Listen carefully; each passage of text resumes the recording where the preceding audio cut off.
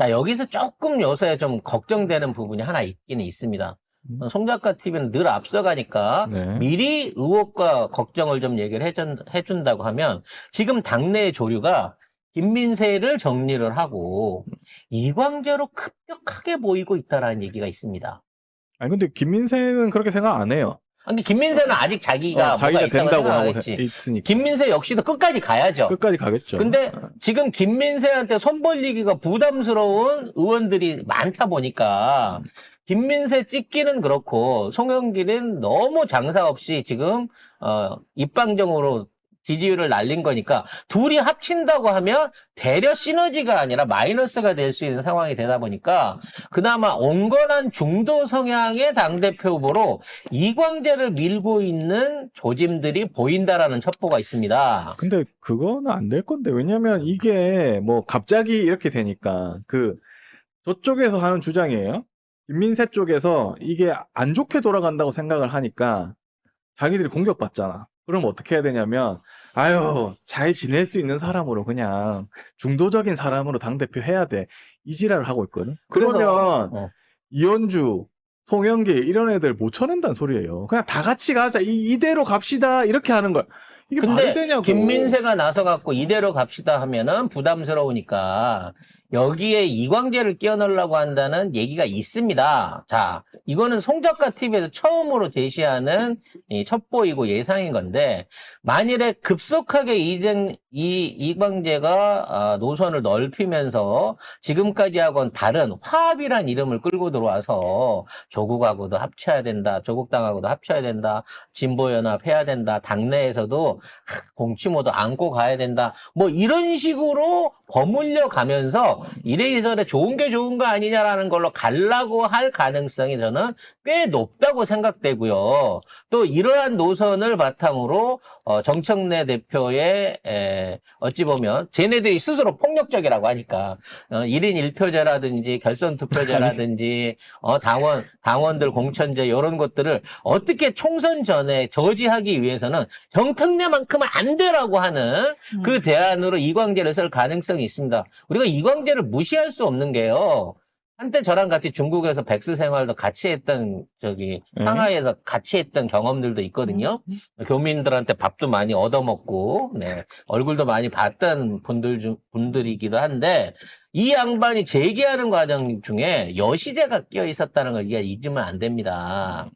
여시제는 여야를 통틀어 가지고 가장 많은 의원들과 정치인들을 포섭하고 아직도 어느 정도 영향력을 발휘하고 있는 집단이에요. 물론 플라워 오빠가 마음을 다 고쳐먹었기 때문에 여시제가 성향이 바뀌었을 수는 있을지 모릅니다만 관계 없죠. 이광재라는 사람이 여시대 사무총장을 했어요. 홍석현하고 상관이 있는 거죠. 하여튼 삼성 가잖아.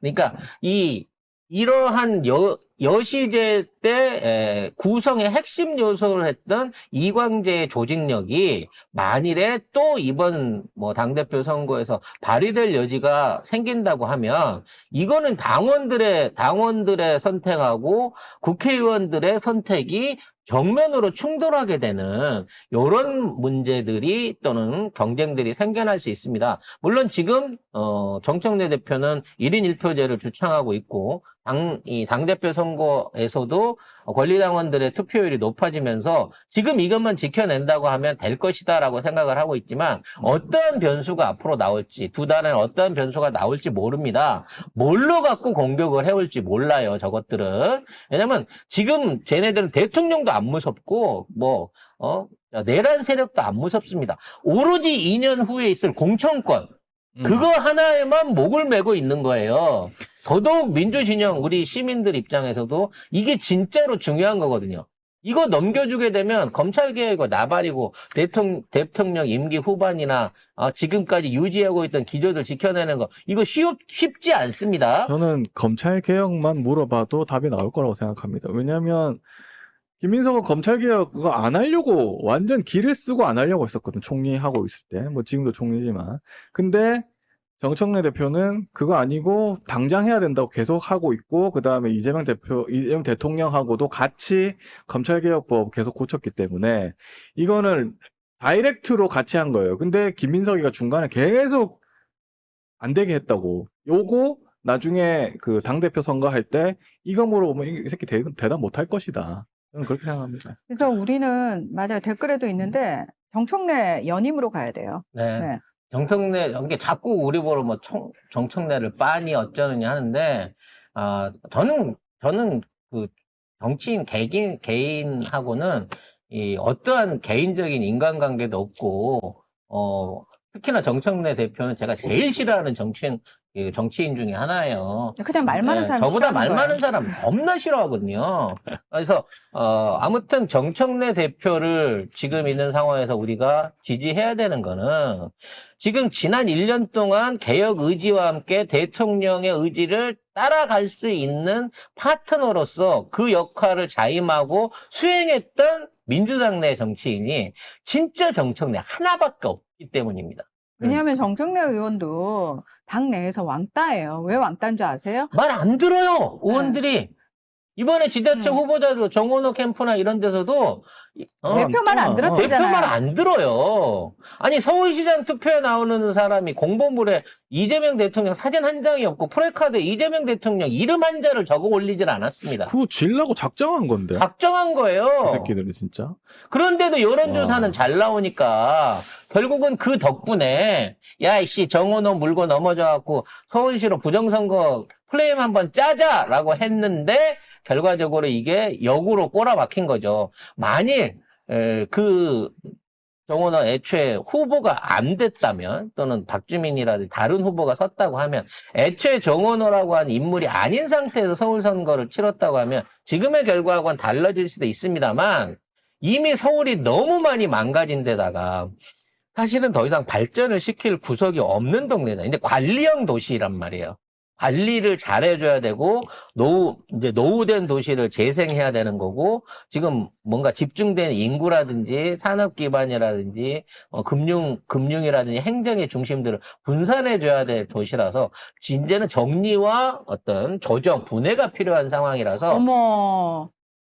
보수의 심장에 사시는 탐욕 덩어리들이 들으면 싫어할 소리를 하시네. 어차피 그분들은 싫어해요. 하지만 그분들도 주가 8천 되면 좋아하시고 기뻐하십니다. 다만 내 땅값도 오르면 좋겠다라고 하는 추가의 욕망을 숨기시지 않는 분이니까 그걸 이해해야지 어떡하겠습니까?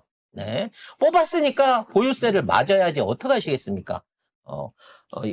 지금 오세훈을 뽑았기 때문에 서울 집값을 지켜줄 거라라는 마음으로 표 던지셨던 분들 그 선택에 대한 책임은 반드시 정책으로 받게 되실 거라고 생각이 듭니다.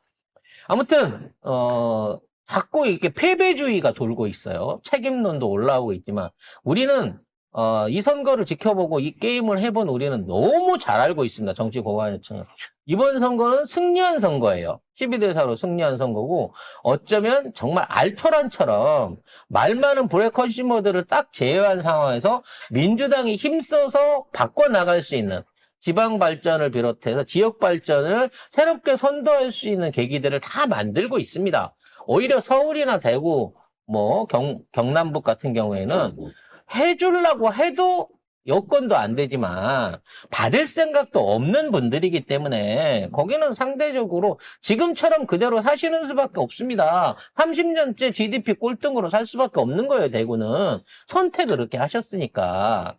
그래서 이러한 부분에 대한 어떤 그 정책의 차별성을 이제는 보여줘야 됩니다. 왜 표를 준 데는 안 찍고 표를 준 데는 지원을 안 해주고 표를 안 주는 데다만 지원을 해줍니까? 오직 하면 국진당이 와서 호남 여러분 민주당 찍어서 건진 거 뭐 있으십니까? 차라리 저일 찍으세요. 이러고 얘기를 합니다. 하지만 호남과 경남의 투표의 성향은 다릅니다. 호남은 민주당만 찍지 않습니다. 하지만 그렇지. 국짐은 국짐당만 찍습니다. 영남은, 대구 영남은. 그 차이인 거예요. 이번에도 호남 안에서는 민주당이 찍으라고 하는 전북 부지사, 결과적으로 민주당 찍었지만, 객관적으로 더 유리하는 김관영 떨어뜨렸고요. 마찬가지로 지방의회에서도 다른 소수당의 당선자들을 유일하게 만들어낸 데가 또 전라남도이기도 합니다. 그러니까 이만큼 정치적으로 생각을 갖고 있는 분들한테 민주당은 더 이상 실망시켜서는 안 된다는 거죠. 그리고 민주당이 잘 돼야 표가 가는 곳에 지원이 있고 미래가 있구나라고 네. 하는 당연한 결과를 진리로 인식시켜야 됩니다. 그래서 이번에는 다들 호남 발전을 작정하고 시켜줘야 된다. 예. 다 이견이 없어요. 여기에 다 걸어야 된다. 네. 네. 올인해야 된다. 호남에 진짜 발전시켜줘야 된다라고 다 얘기하고요. 대구 시민들조차도, 대구 민주 시민들조차도 뭐라고 얘기하냐면, 저 대구에 살고 있지만 대구에는 예산 한 푼 내려주지 마십시오라고 얘기를 하고 있어요. 이 상황에서 이제 좋은 얘기 많이 했으니까, 조금 이제 좋은 안 얘기 좋은 많이 얘기들도 해야 돼. 아니, 좋게 받아들이세요. 이번 선거에 대해서 뭔가 패배주의를 가지시거나, 우리가 문제가 있다, 민주당이 잘못했다, 부정선거가 있었다, 이런 식의 생각을 가지실 필요가 전혀 없습니다. 부정선거 없었고요. 그 어느 때보다 투명한 선거였기 때문에 13%가 넘는 예상 지지율을 깨 엎어가면서 결국은 오세훈이 이긴 겁니다. 왜 그러면 오세훈이 이기게끔 했냐? 서울은 뭔가 갖다 댈 정책이 없었던 거예요. 부동산이라든지 지금 있는 상태에서 세대별 소득 차이라든지 이 부분을 해소할 만큼 그만한 정책이나 내용을 보여주지 못한 게 있습니다. 그럼 어떡하겠어요? 캠프 꼬라지가 그거밖에 못한다는데. 그 상황에서 뭐 보유세 올리면 안 됩니다 하고 오히려 역주행하는 게 정원호 캠프였는데 결과적으로 제대로 된 선거 전략을 안 갖고 그나마 대통령 인기로 끌어왔던 유리한 선거 판세도 지들이 갈아엎은 거니까 그거는 지들이 책임져야 된다. 거기에 주도했던 이인영을 비롯한 공치모 애들, 임정석 개파들, 정원호하고 같이 정치했던 유튜버들 그 사람들이 책임을 져야죠.